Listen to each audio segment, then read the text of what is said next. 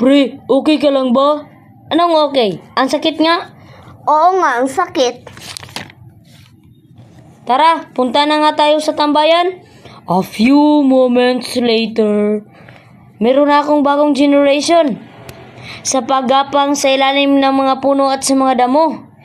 At yun ang panumbada o pag-akyat sa mga puno. Tara na, simulan na natin. Let's go!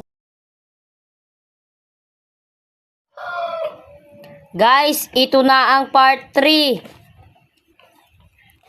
Panumbada o pag-akyat sa mga puno. Ako muna para matuto din kayo. Sige, ikaw una. 10 minutes later. Oo nga, ganyan lang. Tapos pwede ka nang humiga. Wow, ang dali lang pala. 10 minutes later. Oh, tapos na ako. Oh, tapos na din ako.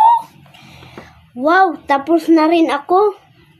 Oh, tapos na ako. Ha, ha, ha. Ay! Aray! Ang sakit naman. Pre, okay ka lang ba? Sige, balik ako para matuto din ako. Sige, mag-ingat na lang tayo. 20 minutes later. Wow! Ang ganda talaga. Guys, yun lang. Salamat.